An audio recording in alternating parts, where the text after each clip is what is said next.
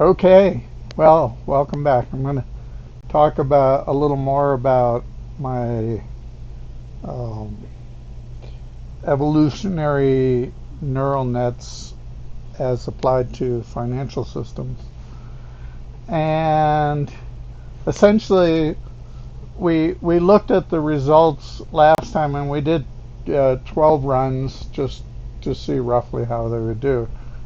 Now, what we're going to try and do now is to try and do some more sophisticated experiments to try and optimize the tableau. Let me bring up a tableau here.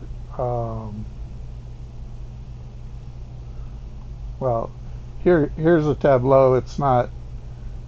This is just a test tableau with few runs and small population size.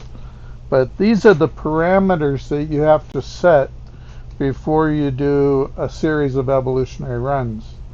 So things like the population size, the number of neurons, the number of connections, the number of generations, um, and some other parameters that are going to be important. But it's hard to tell what the optimal parameters are, and so we're going to try and do some more scientific experiments. Now, the first thing we're doing is we're going to test the number of generations to optimize the system, and we're going to look at 25 generations versus 50 generations. So let's take a quick look at the results. So this is for 25 generations. So we did 30 runs. 30 seems to be a good number. That's when statistical results are more likely to be to give you a confidence that you're not just dealing with randomness. I mean, we're always dealing with randomness, but the point of statistics is to try and see through the randomness and learn about stochastic systems. So first of all, this is something we looked at in the last time.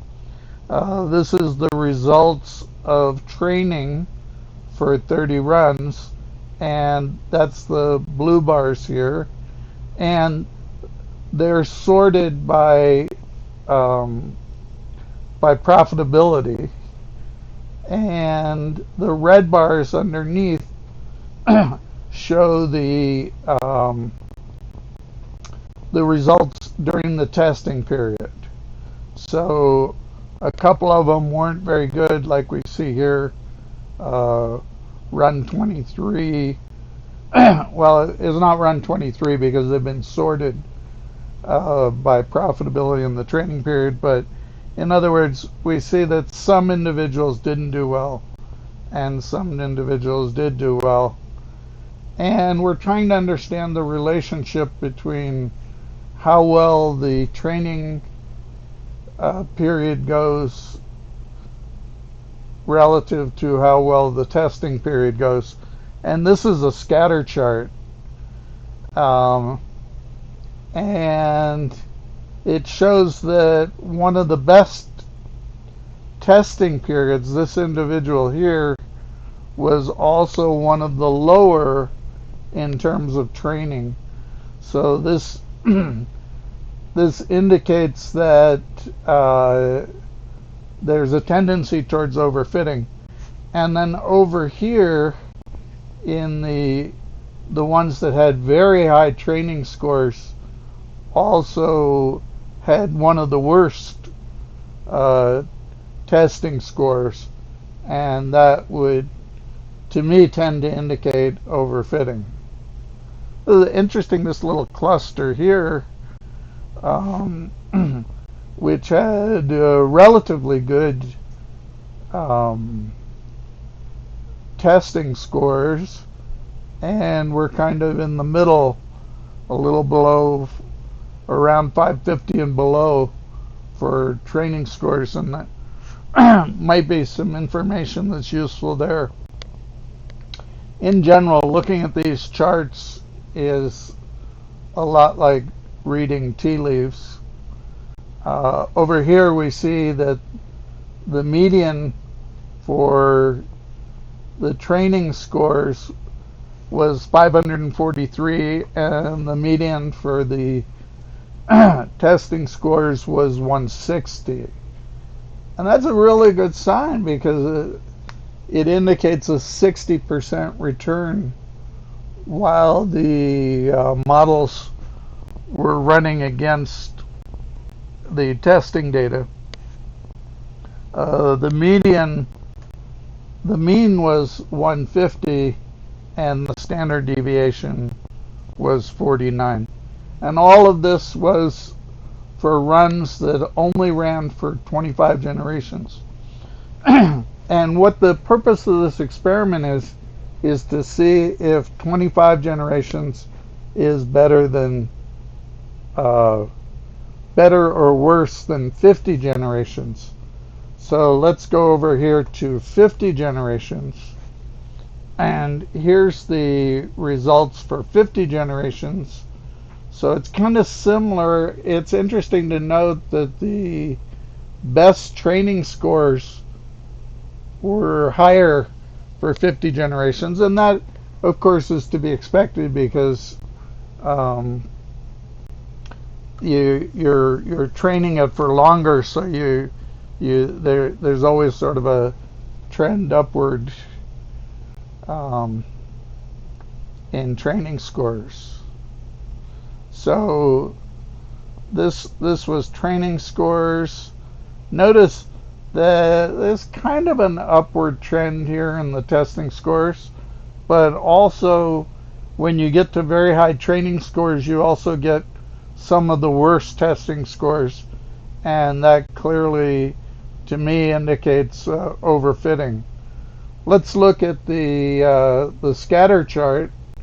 So over here we have on the on the x-axis we have the training scores, and on the y-axis we have the test scores. So these were the individuals that had the best test scores, and they also had high training scores. But notice that these individuals had the lowest test scores and also high training scores. So it indicates that a high training score may lead to a good model, but it may also lead to overfitting and therefore poor results in the test scores. Now, again, this is all tea leaves, so let's take a look at the real statistics. So this is 50 gens over here, and this is 25. These are runs that were allowed to go for 25 generations. The median is higher for the 25 gens, but the standard deviation is also higher. So what we're going to look at is the mean, and interestingly, the mean is less than 0.1% apart.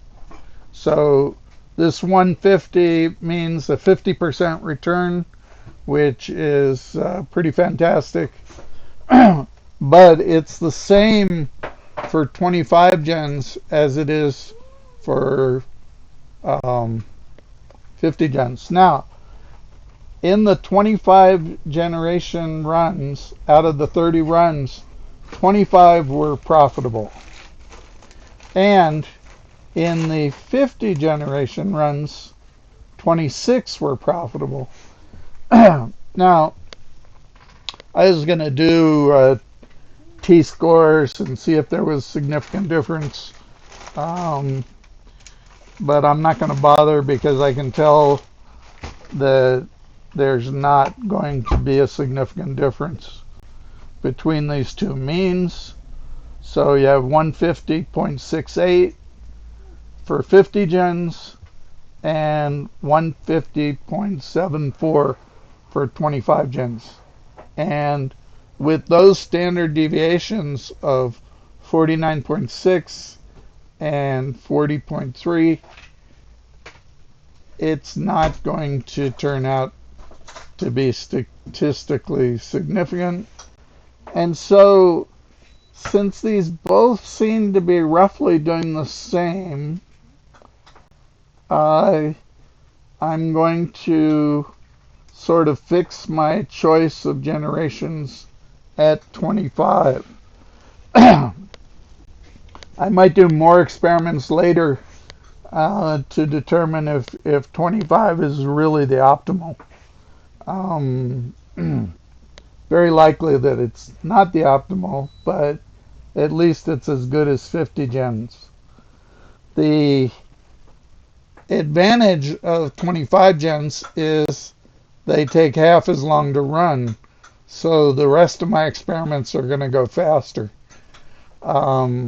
It could also be that when we change the other parameters, the number of generations that's optimal will also change, and this will create some difficulties and maybe require a multivariate analysis.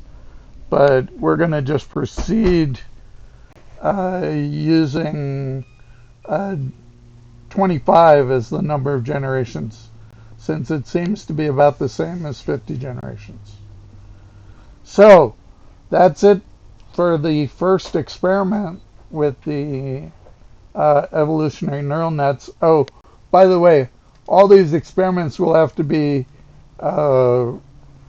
redone with different training and testing dates to see if it's not some anomaly based on the time periods that we're using.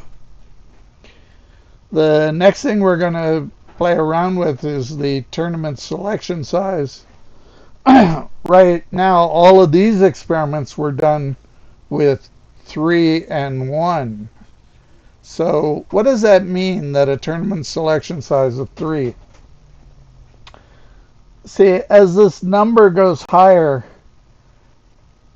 well, what happens in evolutionary systems is there's always a trade-off between exploitation of results that you already have and exploration of a new space, a new area in the search space for better values.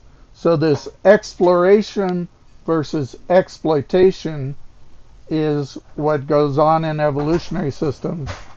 And a tournament size of 3 means that when you're picking the parents that are going to be used to create the next generation, we're picking the first parent by saying that we're taking 3 random individuals and we're taking the one with the best score. So as this number gets higher, it's favoring exploitation as opposed to favoring exploration. So we're picking 2 parents, and that's why we have 2 tournament selection sizes. We have 3 for the first one and 1 for the second one, and this is maybe a controversial choice, but it means that we're just randomly selecting the second parent. So the first parent is selected by taking 3 at random and picking the best, and the second parent is just randomly selecting any one of the population. Of course, the parents are, there's a control so that the parents are not the same, because that wouldn't do very much. So we need to find out if 3 and 1 is better than 3 and 2. So 3 and 2 is going to be more exploitive, and so is going to lead to better training results. But 3 and 1 is going to be more explorative and also lead to less 3 and 1 will also increase diversity in the genomes in the population. So we're going to see our next experiment is going to be to compare 3 and 1 with 3 and 2 using only 25 generations. So we've already got the first half of the experiment. Although we do want to repeat all these experiments to see if they're repeatable. That's important when you're doing scientific work. And so we need to do that, and so we're going to set up the runs and we'll report those results later. So right now, what we've determined is that between 25 generations and 50 generations, that they're about the same. And so because 25 generations runs twice as fast, we will be using 25 generations. Thank you, and that's it for now, and I'll report more results later.